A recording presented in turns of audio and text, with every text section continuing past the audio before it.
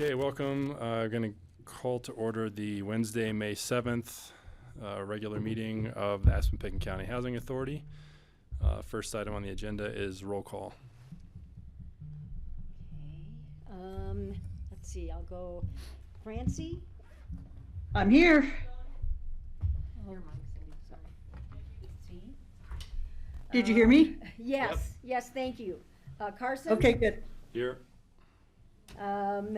John Doyle. Here. Peter. Here. So, great. And John Ward's going to be joining us in about 10 minutes. Okay, any agenda amendments? Hearing none, we'll move to public comment. Anyone wishing to make public comment, go ahead, come on up. Hi guys, how are you? And so if you would just say your name, and we have a 3-minute time limit on public comment. Sure. Pam Brigham. I'm here on behalf of myself and Susie. Also, she's running late. Sorry. So Susie and I are the both families that are looking to take advantage of the house swap program. We have been working, sorry, I'm out of breath. I'm running late. So we have been working with APCHA, you know, and hoping that the amendments that they proposed, and they had the hearing last meeting, we listen in, it can be approved, because we will be the case that they're talking about, that we would need some changes to be able to make it work. So I just want to express that we are here and we are following, and we would like to hear sooner rather than later if possible. We have been waiting on an answer more because of Susie's side. She, you know, is on not time pressing, but she does need to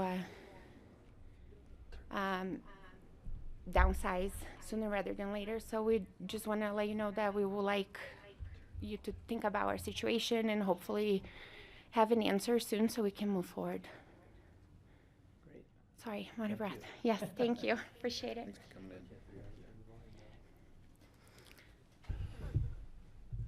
Sorry about that. All right, thank you. Okay, is there any other public comment online? Not seeing any. Okay, hearing no public comment, we will close public comment and go to Board of Directors comments. Francie, we'll start with you. I have no comments today, but I'm so happy to be here with you all.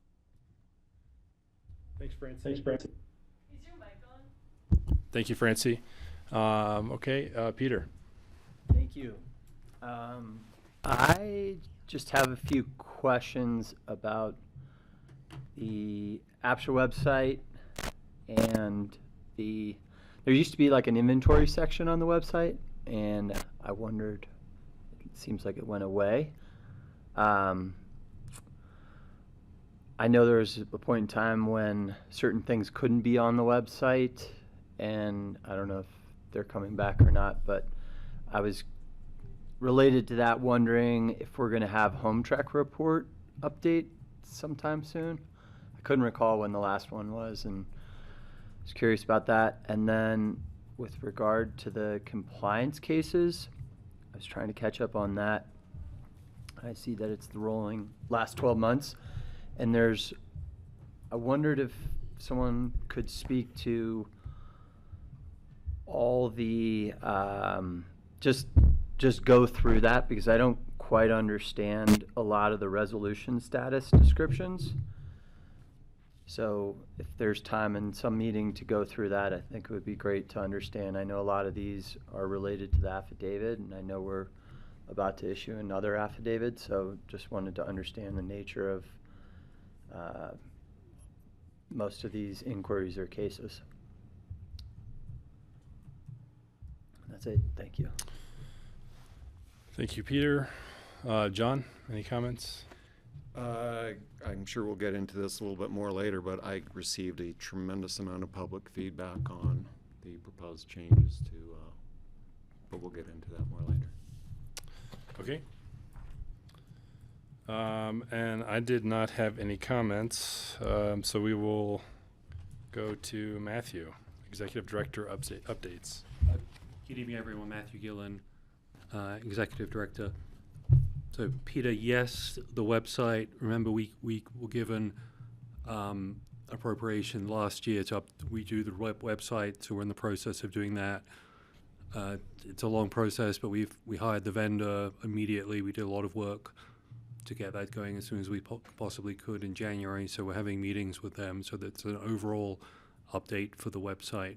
And I'm not clear specifically what you mean about the inventory, but we are, as part of the website, Emily is looking at a couple different options for dashboards to get people on. So inventory, you meant like There used to be like a PDF table that just said number of rentals, number of ownership, and the categories. A lot of those pages had to be removed That's from right. ADA compliance, and so part of the website rebuild that we're going through right now will rebuild those also. They're in ADA compliance standards. So yes, there are still some pages missing. We have them on the back end and can be requested if folks want them. Great, thank you. And yeah, we can definitely schedule a compliance update. We've got it's been that's been a while, so we can walk you through that. We've had quite a bit of success with Jackie gently nagging people into selling. So that's a good news story. I've been holding my back pocket to as that develops. So we've saved the community a lot of money in that regard by freeing up some units. So we'll get that on the agenda as well. And that's also part of the City of Aspen Housing Strategic Plan. There's a component there for, what do they call it? It's like units reclaimed due to APCHA compliance actions, and I think it's 15 over 5 years, and we're well on the way for that. But we'll get something on the schedule for that. And did you have another question? Okay, and then for general updates, we have Molly Foley-Healy doing a HOA session next week. We've been advertising that a lot. It will be in the paper.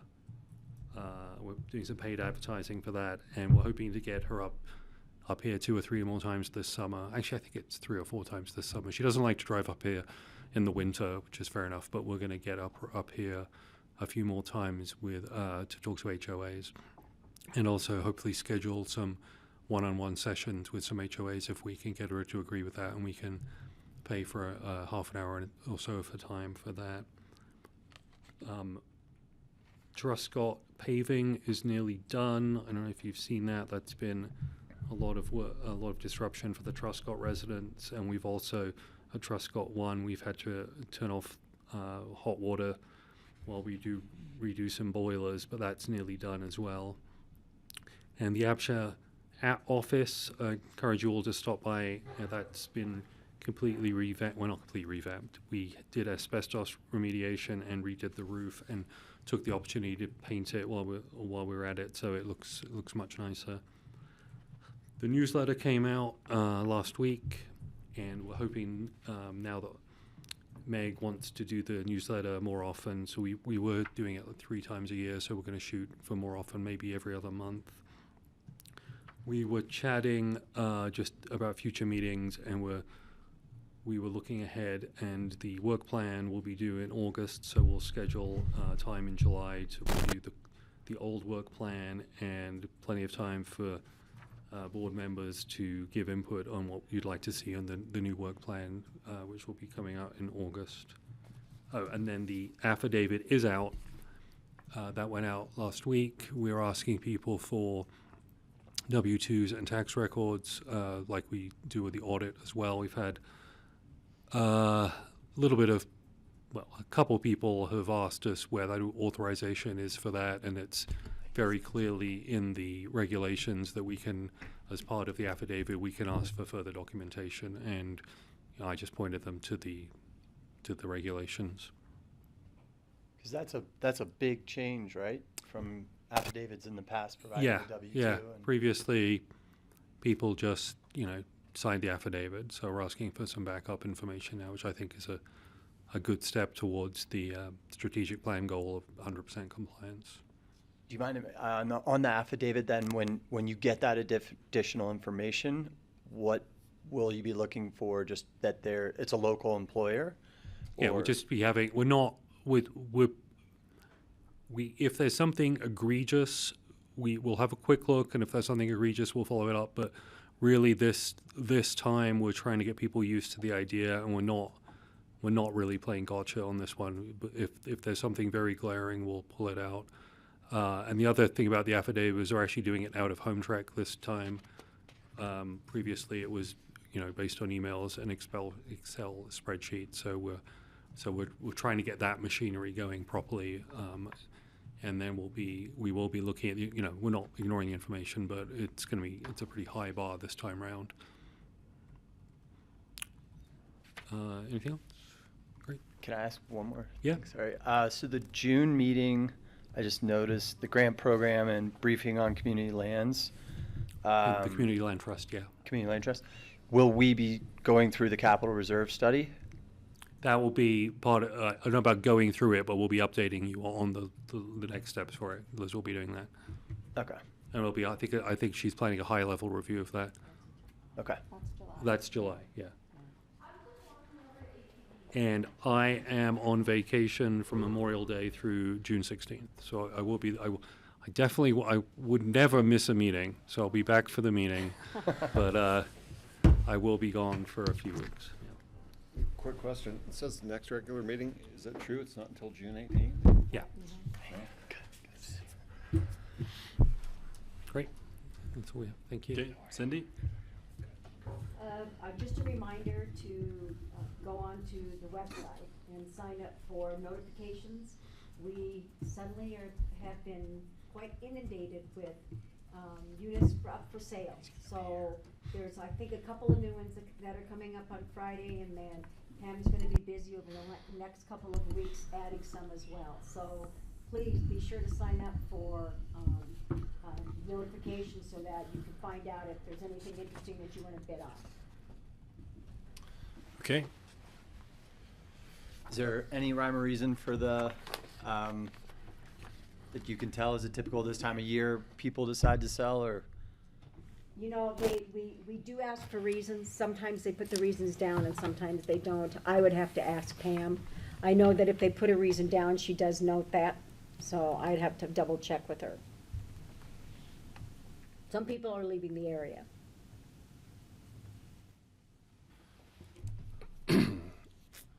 All right. Thanks, Cindy. Okay, so we are ahead of schedule here. Consent calendar, just one item, minutes of April 16th, regular meeting. I'll make a motion to approve the consent calendar. Got a motion from John. Before I second, just really quickly, could we discuss quickly the AI that's used to summarize and kind of how we get to the minutes from our conversation? Because I do notice that there are some comments that are being left out, some that stay in. Sometimes it just says Scott made a comment or something like that. I'm wondering if we could just speak briefly to that process. Well, they probably put more in. I usually go through it, and I think it depends on what the comments are. Okay. That they're not always, we don't do transcript of it, obviously.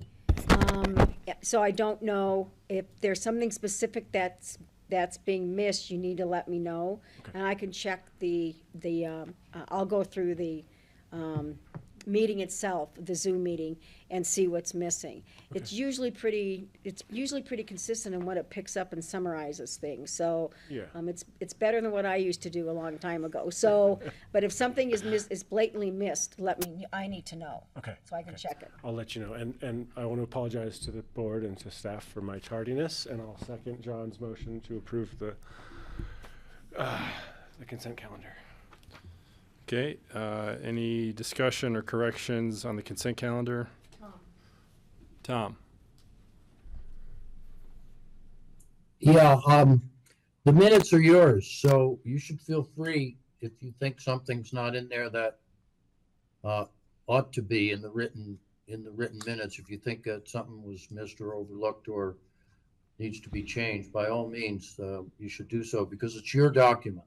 So at your pleasure, you can direct that they be amended. Thank you. It's cool. We send the packet out on Friday, so Yeah. if you want to review it, please let us know. We'll be happy to fix that. Yeah, I haven't found any specific Okay. problems per se. I'm just wondering kind of what the process is. Do we Yeah. use Otter? We Is use that the- Firefly, Firefly.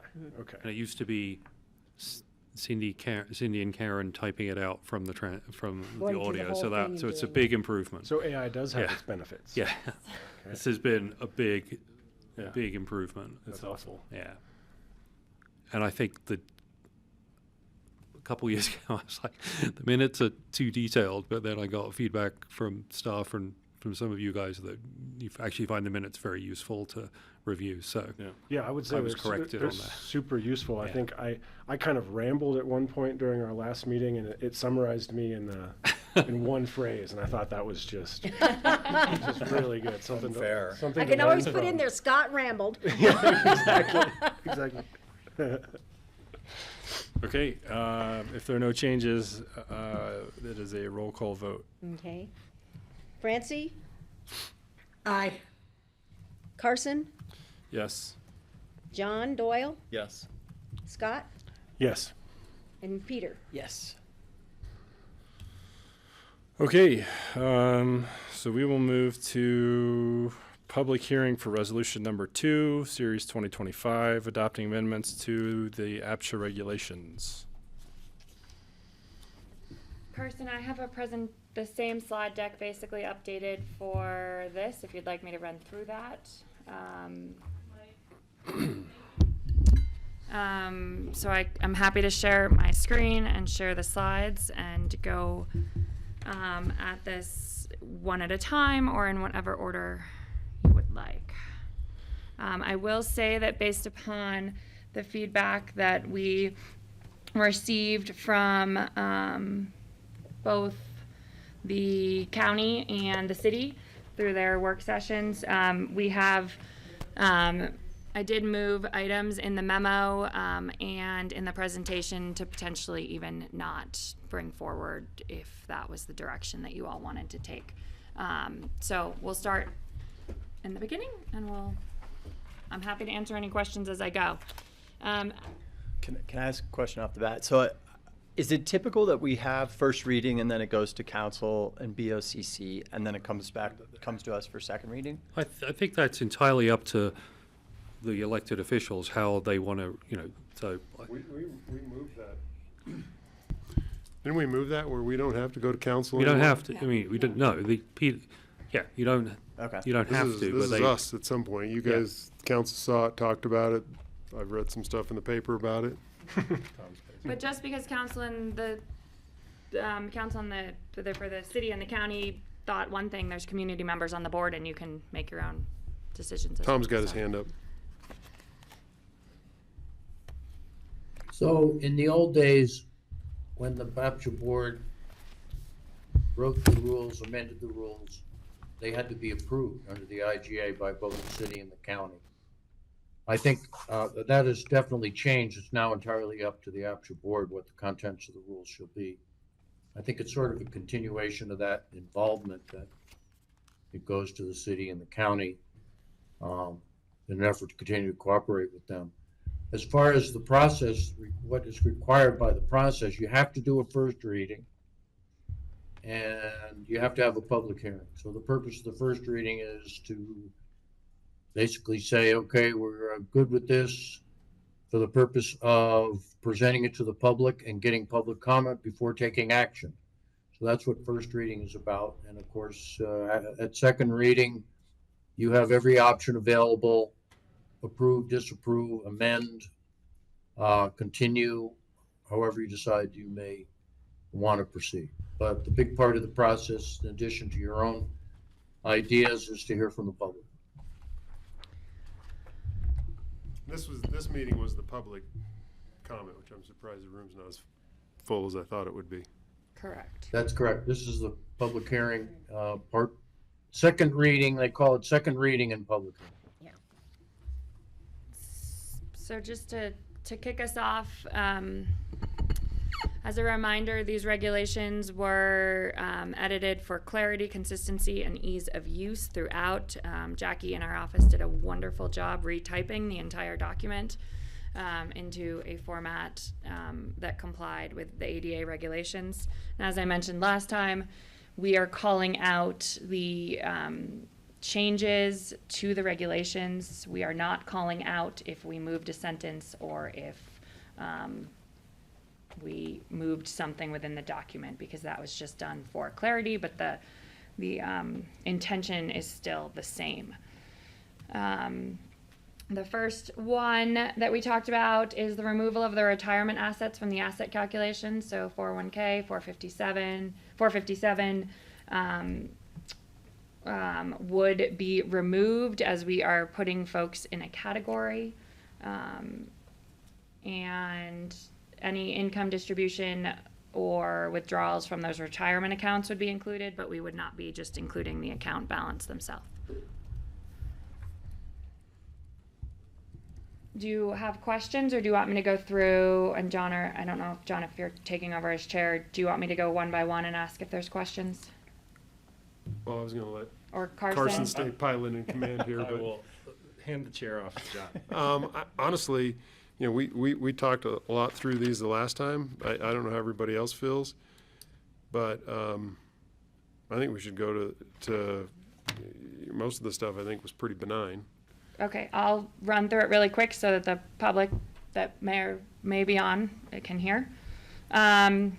Qualification packet is valid for 1 year, so APCHA will not be requesting W-2s after January 31st, and will not be requesting tax returns after April 15th, but when a packet is due, obviously we will be requesting those at that time. We will eliminate the bid price of $5, so you can enter a lottery for free. We proposed eliminating barriers, or eliminating the capital improvement price, so you will not be paying $50 to when you submit a capital improvement for review.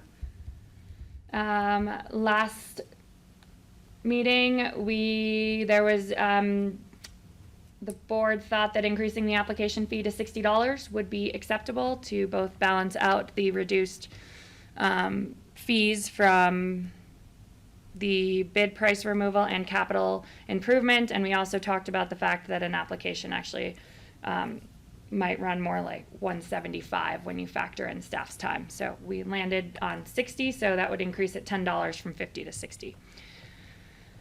From a right sizing perspective, the feedback we got after last meeting was allowing the individual downsizing to qualify at any category, and the individual upsizing to qualify at that category of the unit or one below. So that was what was discussed last time.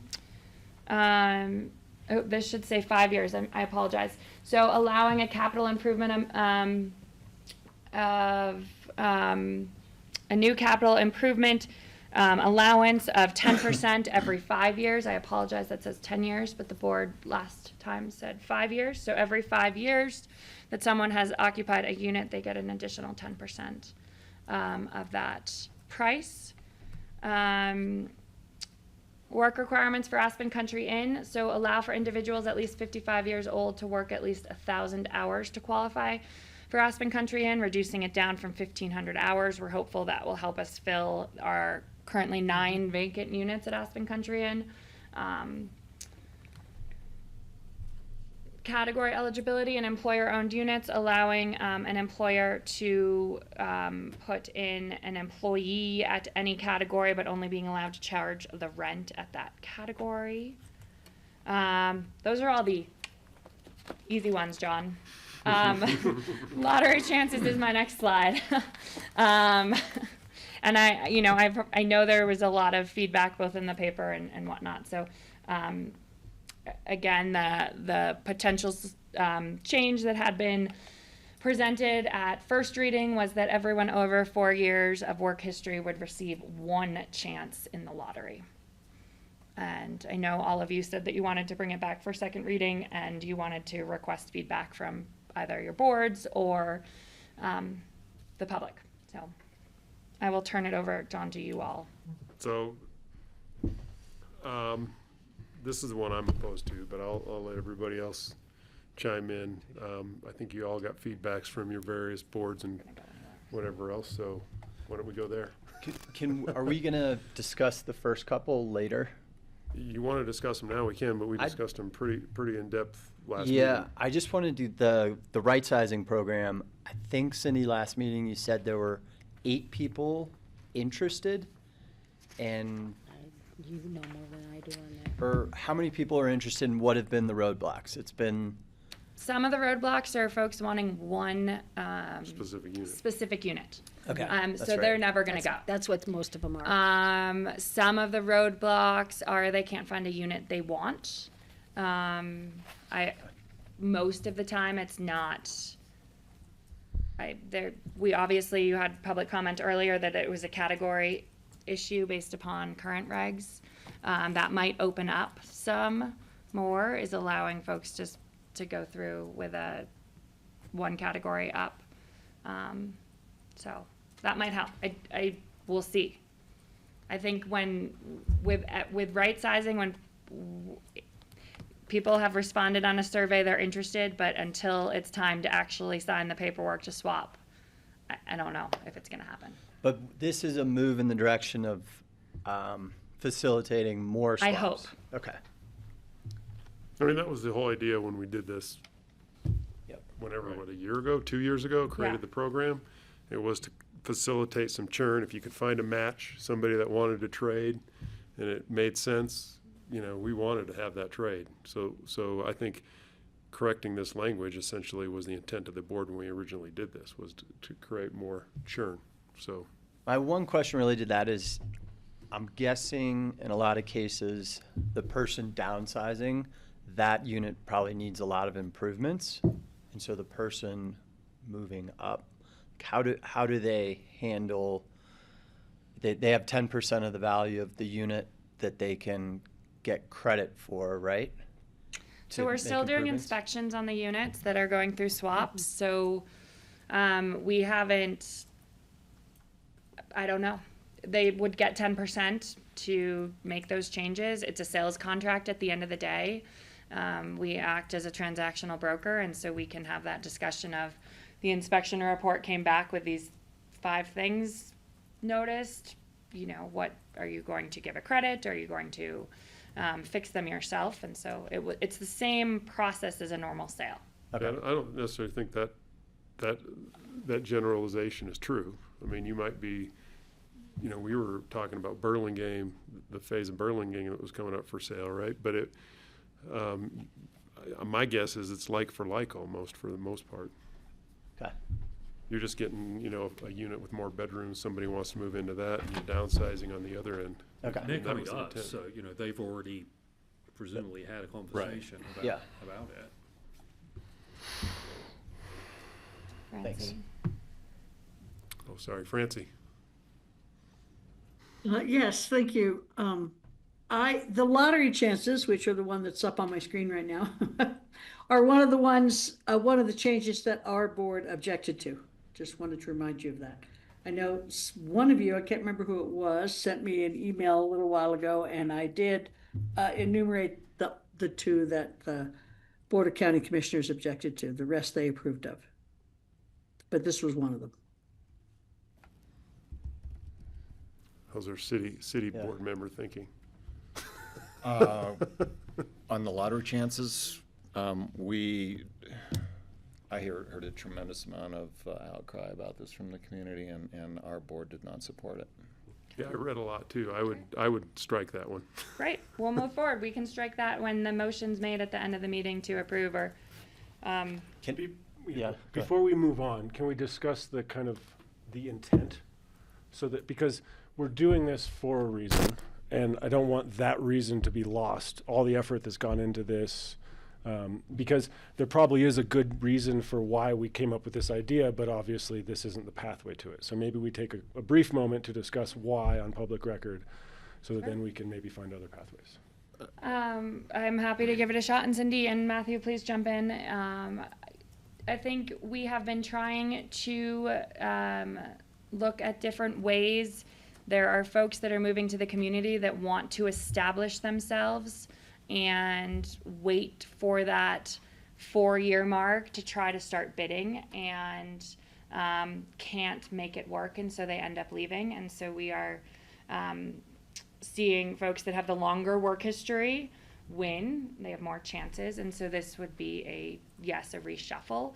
I think in your city council meeting, I was listening to Rachel Richards suggested instead of doing it, everyone has one chance, look at, I think it was 4 to 10 years, and then 10 to 20 years. So make them larger brackets for that idea too of potentially having a still acknowledging work history, but having a reshuffle a little bit of, you know, our rental units are the individual with the longest work history. And so just appreciating the fact that folks are moving to this community and do want to establish themselves and do want to start a family and start bidding and owning, and it's an uphill battle for them to get that work history.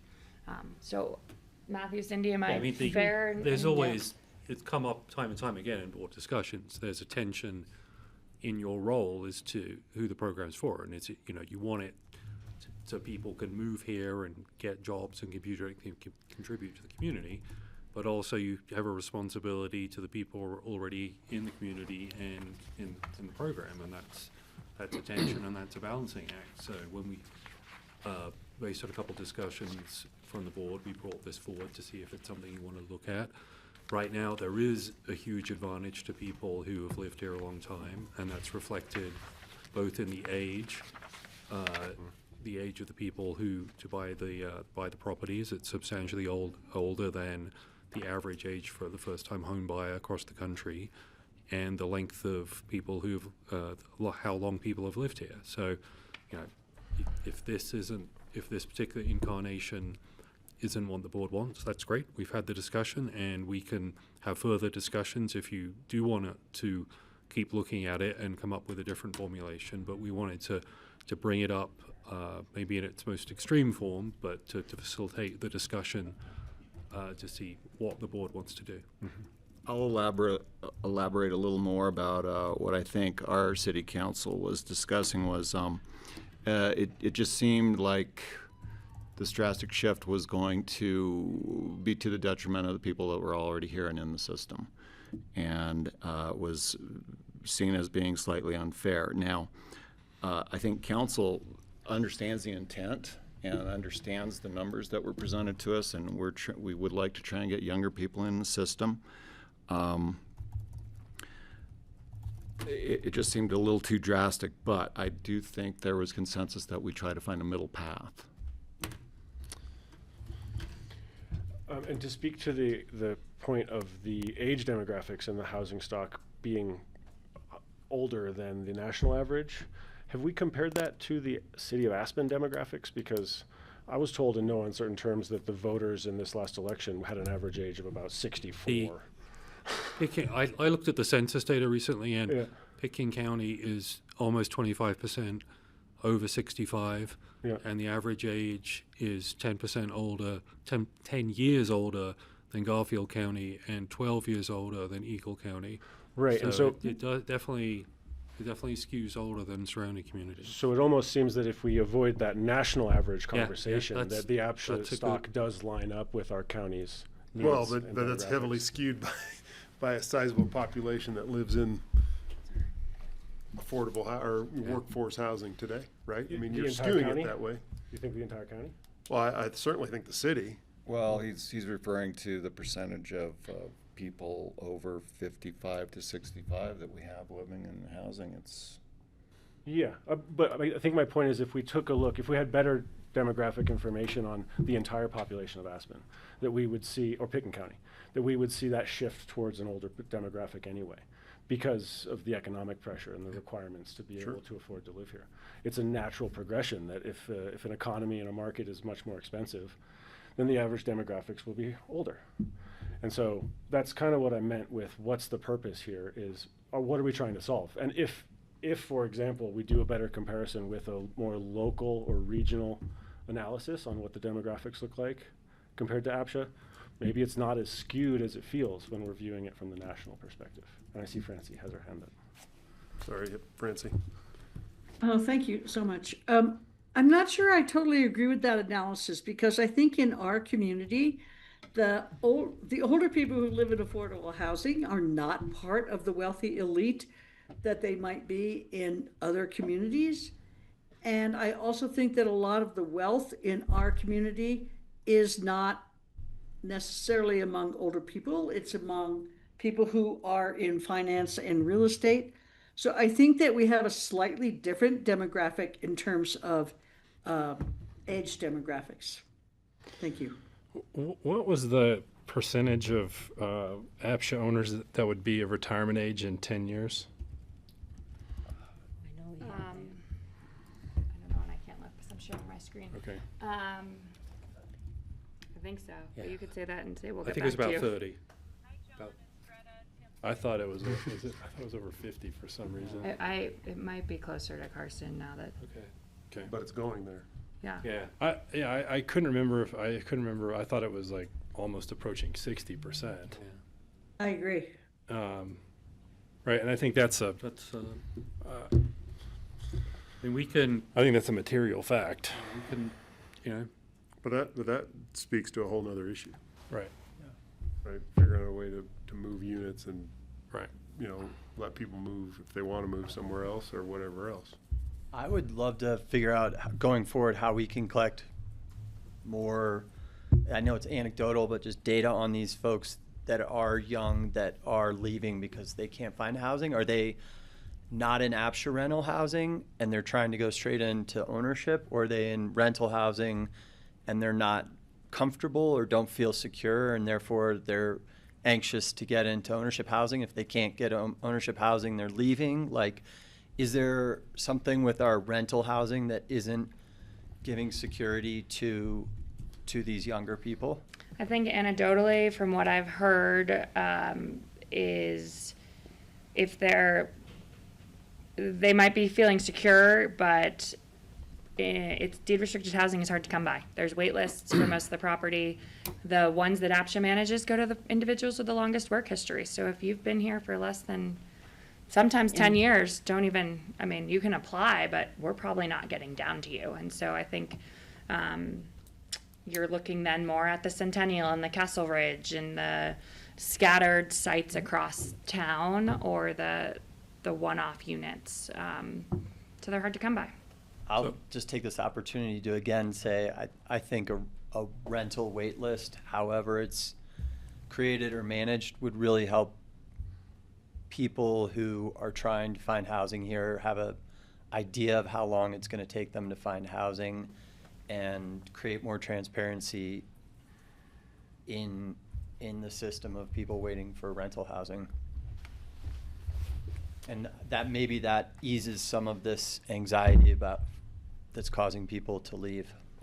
So I found it right here. So Matthew, you sent us this data. So this was a 2023 graph. According to this, in 10 years, 59% of the people in APCHA housing will be of retirement age, 65 or older. But we don't have a model that shows how that distribution moves over 10 years, right? You're just adding up the columns and saying the 53 plus are going to be. That's assuming there are no changes, right? And nobody leaves and nobody moves in. Right. Right. Yep. But maybe a separate topic, but I think it would be great to have the conversation with the community, what we want the age distribution of housing to look like. Do we want more than 30% people over 65? Should it be 40%? Should it be 20%? I feel like it's a little arbitrary right now, and everybody has opinion about whether it should be younger or older, but if there's any science behind it or a consultant that can speak to, To me, that's going to be some major social engineering. Well, we would be social engineering if we changed this, and we'd be doing it sort of willy-nilly without any data. John, Tom has had his hand up, and Francie just raised her hand. Oh, I just saw so you two know. hands, and then I didn't see Tom on the screen, so I saw Francie spoke. Go ahead, Tom.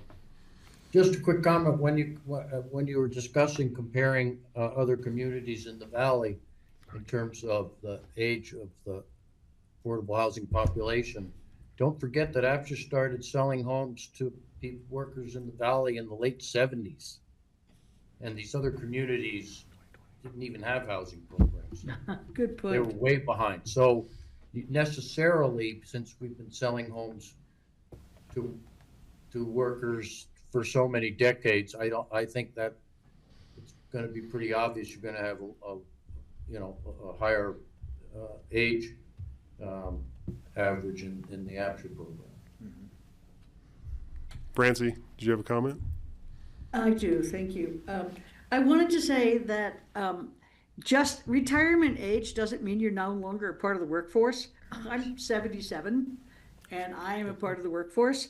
And I think with the higher level of health and fitness in our valley, that we have a lot of people over 65 who are still part of the workforce. So I just want to be careful about how we are categorizing older people as not contributing to the community and therefore not eligible for affordable housing. I know you're not really saying that, but I just want to warn you that ageism has changed quite a bit since the age of retirement has increased beyond what the country says the age of retirement is. Thank you. Francie, just to echo, I've gotten tons of phone calls on the affidavit from folks that are of retirement age but still working, and making sure they're completing the affidavit correctly because they are still part-time employed, and so wanting to answer all the questions correctly. So I acknowledge that as well. Scott? Thank you. Yeah, Francie, I think that's a really good point, and I wanted to speak to a couple things here. One was the question of what is the distribution that we're looking for. For me, I think matching the county or the city or the region makes sense, and comparing ourselves, especially in this community, to the nation wouldn't really make sense to me. Second, just speaking to the demographics of our community, I was just looking at this population distribution curve, and we're going upside down here as a community. The fact that we have anybody over the age of 45 living in this community is the result of APCHA. And so I don't think that saying that we have people, grandmothers and retirees living in our community as a failure is necessarily the right way to look at this. The fact that we have any retirees or grandparents living in our community is a huge success of the APCHA program. And the more that we can do to bolster those kinds of successes, the less anxiety young people will feel making the decision to move here. If you have intergenerational family support, you can make something like this work. If you don't, it's next to impossible, considering the amount you have to work, the cost of childcare, all of the commute times. Look at all the pieces of the equation. I think this conversation really needs to be had, because I don't think that there is necessarily a problem unless we can clearly identify it. We seem to be batting in the dark at something that maybe is good for us. Great. So it's not broke, don't fix it, is what If you're it ain't saying. broke, don't fix it. Okay. I'll move forward. So, yep, go ahead. Or Peter, did you? No, it's all right. Okay. The next one was increasing the continuous work history for an individual that becomes disabled from 4 years to 10 years. We had talked about the fact that this had been previously in alignment with a retiree. They both used to be 4 years. We bumped up the retiree to 10 years. This one got left behind by whether it was accident or not, I'm not sure. So this was suggested to raise to 10 years. But I know there was some feedback on this one, so. We got a comment, Francie? You're on mute, Francie. Sorry about that. This is the second one that the commissioners disagreed with. They felt it was cruel. Enough said. We have comment from the city on that? The comment from council was this doesn't feel like the right move for the community. Yeah, I think there are just a whole number of pitfalls in this one. Again, speaking to the point that Francie made, what does a productive member of our community look like? is a really important question to be had, especially in the context of disability. And so, yeah, I've gotten a lot of feedback on this as being cruel. Well, I mean, I've been on, he works for this city building department. The guy was a dude, skier, broke his back, you know, Dennis. right? And now he's still a significantly contributing member of our community. He just does something different today, right? He was disabled.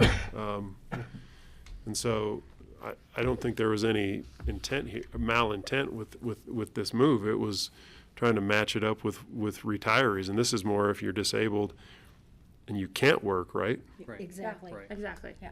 So yeah, there's no malintent. It was just an alignment. So Is there a problem with, is this a situation that's happening? Do no, people? not that I'm aware. No. Again, it was just bringing it back into alignment. So Yeah. it's again open for discussion, and it's what you all get to do. Yeah, the feedback I got was scratch it. Okay. I was ambivalent on this one. Okay.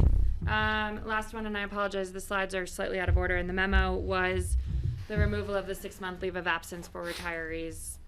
So again, this was just allowing them to take 3 months a year as their deed restriction and APCHA deed restriction allows, or requesting a leave of absence, which was up to 24 months every 10 years that you own. But right, currently under our current regulations, you're allowed, a retiree is allowed to leave for 6 months, fill out leave of absence paperwork with APCHA, and put a tenant in their unit that is approved by APCHA. Which is a requirement. If they want to take advantage of this, they have to rent it out for that 6-month period of time to a qualified employee. So it adds to the rental There could be some pool. people that aren't doing that, and they just leave for 6 months, because we haven't gotten a lot of these. So, but it is a requirement if somebody wants to leave for less than 6 months, because to be your permanent residence, according to the IRS, it's 6 months and 1 day. So that's why we have this, that it has to be their primary residence, no matter what. So, but during that period of time, if they take advantage of this, because people can leave for 3 months out of the year and not rent their place out. But if they take advantage of this 6-month leave of absence, they have to ask us for that leave of absence, and they have to put a qualified tenant in that unit. Can we do education around that? I think the intent here was this wasn't a permanent Right. vacation home one way or the other. Right, if you own a home in Hawaii, for example, jumping back and forth at the cost of the taxpayer doesn't seem fair. And I think that's That's what we're way, saying. that's That's kind of what's going on. Yeah. How many examples of people following the rules do we have? 2, right? We've had 2 that have come up from compliance cases that now follow the rules, but we're doing it without putting tenants in prior. Okay. How I'm many? sure there's a lot more that aren't following the rules, but we don't know that yet. I think the newsletters and, based upon what all gets decided tonight, if this stays in play, then it is an education push in our next newsletter that goes out of, hey, this is a great benefit, but you have to follow these steps. Yeah, it feels to me like maybe expanding the other end of this would be the better solution. So more education on the front end, giving maybe a wider net of approved employees, or They giving. can choose. They can choose. choose the We do tenant. not We want do to not. choose, because Okay. if something happens, they would blame us then. Of course. That, we do not want to Put choose that who they whack blame. job You're in just my the unit. we're just the number. Or I'm just qualified. transactional of, you want to take a leave of absence, you fill out this paperwork, you present me with your tenant, we approve that tenant, we see a copy of the lease, you go to Hawaii and you move in for 6 months. You just kind of described Airbnb before it was an application, before it was an app. Yeah. I wonder if we ever had a discussion about creating some sort of communications board around this, where you have people who are interested in finding rooms, contacting. We post, if there is a unit that becomes available, we will post it on our website for this. I think very rarely do they want to just post it blindly on our website. They very much want to pick, find someone. And even if they post it on our website, we still turn over the names. Like, Right. we tell them to reach out to the individual wanting a tenant. So we try that. That's kind of a community board, though. I'm kind of thinking the inverse, though, where the tenant puts a profile up, so that APCHA owners and tenants have, at their own leisure, have the opportunity to go through the profiles. It might increase our use of the program, but it feels like we're creating a bunch of waves for something that's Well, not really I mean, a problem. I was for this because I don't want it to make it a vacation home, 6 months here, 6 months there. I think council, from what I read, I don't remember what I saw from the commissioners, but you guys were opposed to it, the change. Yeah, these are actually from Christine's notes because she's a better note taker than me. But not supportive. These units are rented to seasonal employees, and we should be encouraging that. Consider requiring proof that seniors are housing workers. We already know they do. So, yeah, this just, So this one's it seemed like a shorter time period. We were less likely to get a longer-term renter. Right. well, That so was my this was the logic. big education push, right? So, hey, if you're gonna do this, don't let it be vacant, because now Yeah. you're in violation of a whole nother. And Meg's listening, so she knows her next communication push. Yep. And maybe the communication push is a message to the community, hey, you want affordable housing, talk to everyone you know in APCHA and get a good 6-month price on a house. Maybe there's another end. Like, again, we're contacting the potential tenant instead of the landlord. I think you had something. Because you are limited as to what you can charge. Right. No matter what, you're limited You as have a to what max you can rental charge. based upon your Yeah. deed The restriction. benefit is definitely to the guy who comes in for the 6 months because they're getting a great price. Was it, does it benefit to the community? They're working for It 6 should months. be a benefit to the Yeah. community. They have to be on that. verified as an employee. They do. Yeah.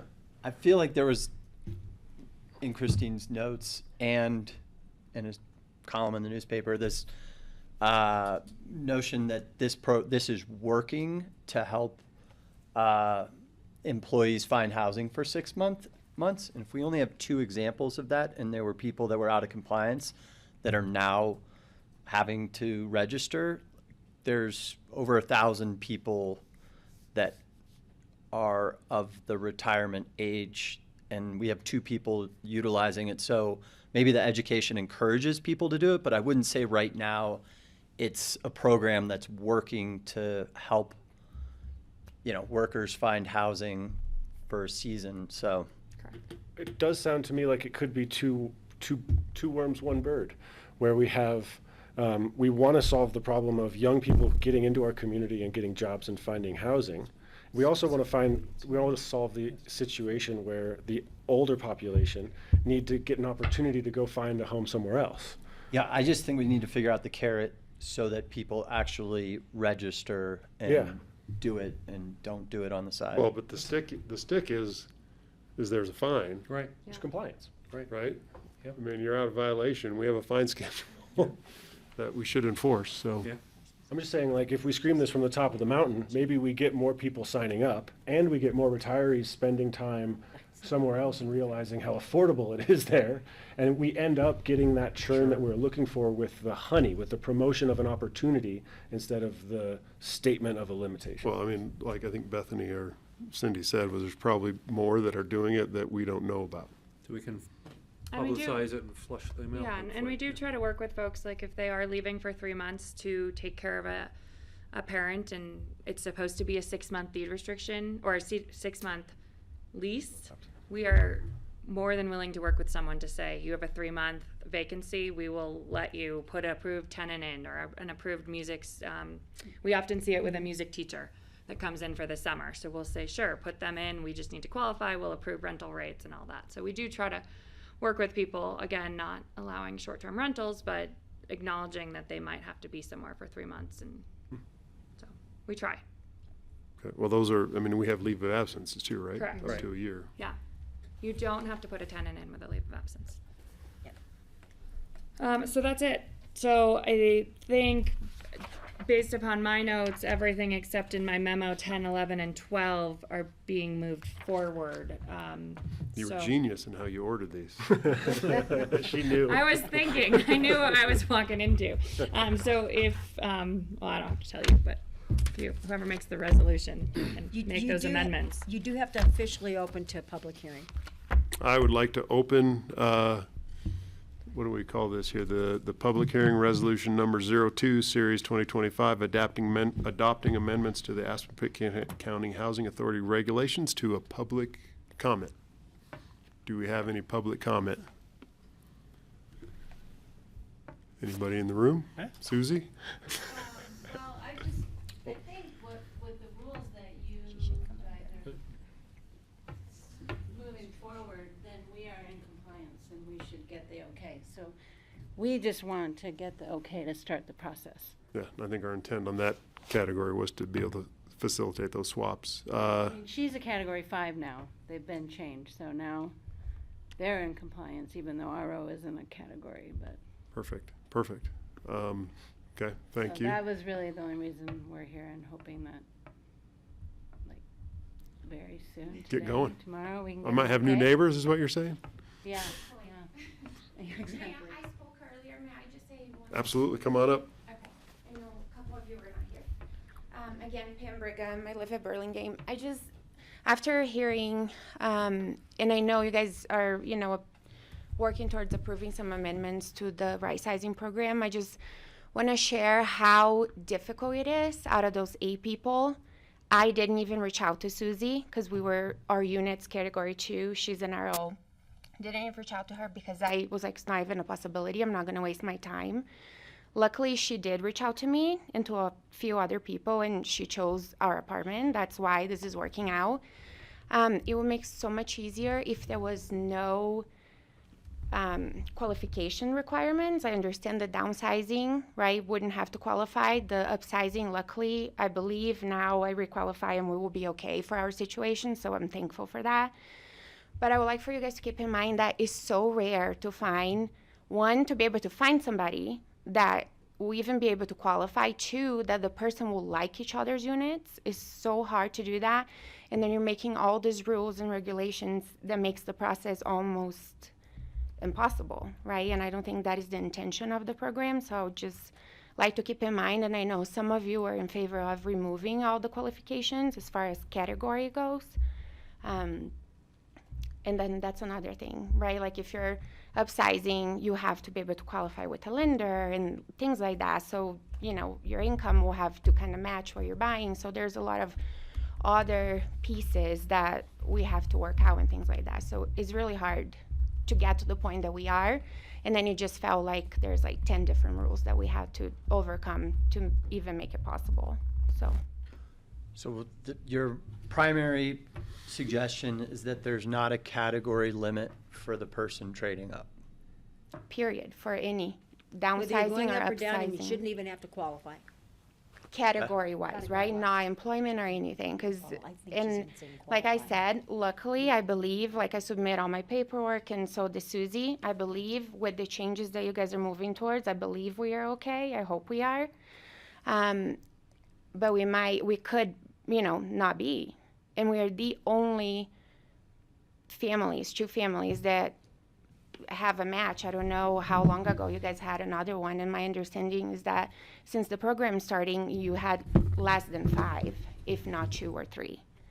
So Yeah, we I would haven't a just- lot, but I mean, some of that, you do have to have some guardrails on, affordability becomes a factor, right? You gotta qualify with your lender, but you still gotta be able to maintain your property and take care of it into the future. So we've tried to be thoughtful on that, but, I think we always allowed for one category up or down, right? Before it was based on the category of the unit, you're moving towards category of the applicant upsizing. Sure. So that allows for an adjustment in income over time Yep. and not just based on the category. Sorry, that was it. Just going to say it's very hard to get to the point that we got to, and the fact that she even reached out to me, we're very lucky and thankful that this is an opportunity. So I do want to say thank you for this program. We have been trying to, I'm a family of 4. We have been trying for 7 years to find a 3-bedroom. We have been in Burlingame for 10 years now, on 1,000 square feet with 2 kids.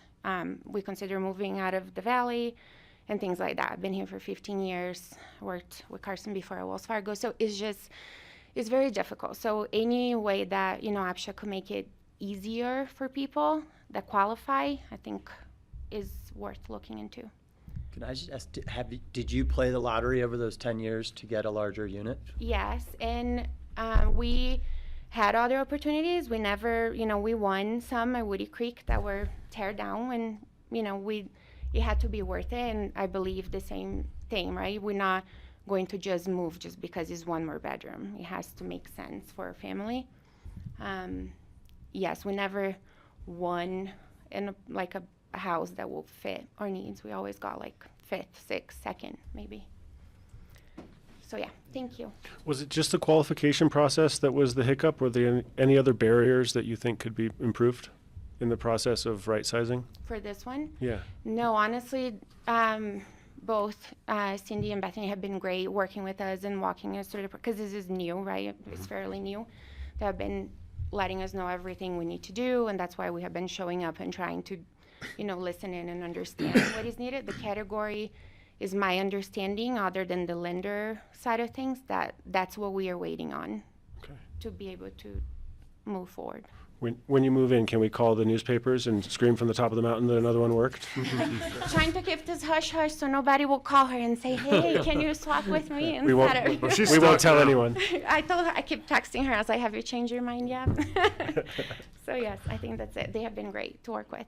Well, thank you. Congratulations. Thank you, guys. Yeah, we're waiting on your guys' approval then. You congratulate us. Do we have any comment online? Any hands up? I don't see anything.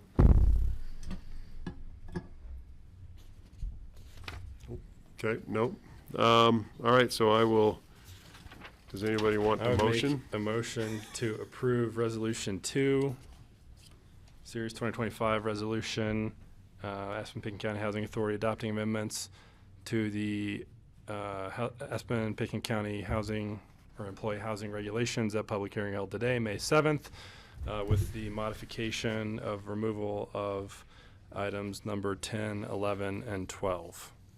I second. All right, further discussion? Tom's hand is up. Tomas. Just to make sure, I just want you to make sure that any changes from what's in print for the packet, that you're addressing it in the motion. We did. So that there isn't any inconsistency. So he addressed 10, which was lottery chances, 11, removal of the 6-month absence for retirees, and 12, qualified disabled employees. We've deleted those, and we're going to go with 1 through 9. Great, as long as as you're stated. comfortable with all that, that's great, thanks. Okay. Roll call vote. Okay. Francie? Aye. Carson? Yes. John Ward? Yes. John Doyle? Yes. Does Peter vote on this? Or is that 3? Community members, 1, 2, 3. No. We have 3 community members. Great. Done. No, Peter does vote on it, doesn't he? No. 1, no. 2, 3. You're here now. Scott? Oh, Scott voted. Yeah. Oh, I'm sorry. Okay, Yeah. sorry. Yes. Clear as mud. Okay. All right, the resolutions 1 through 9 passes. Next item on the agenda is executive session, so I will entertain a, yes. Oh, I will allow Carson to read the motion. Okay, got it right here. Let's see, a motion to go into executive session for a conference with APCHA Attorney Tom Smith for the purpose of receiving legal advice under C.R.S. Section 24-6-4024B regarding documents from an executive session held March 19th, 2025, for the purpose of obtaining legal advice on the case APCHA v. McIntyre, recently decided by the Colorado Court No, of that's not. No. Oh, it is. Oh, okay. I didn't Colorado realize we Court were of talking about Appeals. I will second. Roll call vote to move into executive session. Okay. I'm sorry, who seconded it? John Ward. Thank you. Francie? Aye. Carson? Yes. John Ward? Yes. John Doyle? Yes. And Scott? Yes. Okay, so we'll clear the room, 5 minutes, and then move into exec. One point for the record, this needs to be on the record, under the open meetings law, since this executive session is solely for the purpose of obtaining legal advice subject to attorney-client privilege, it does not need to be recorded. We're not talking about McIntyre. We are. He wants to talk. Thank you. He just wants to update. Oh, okay.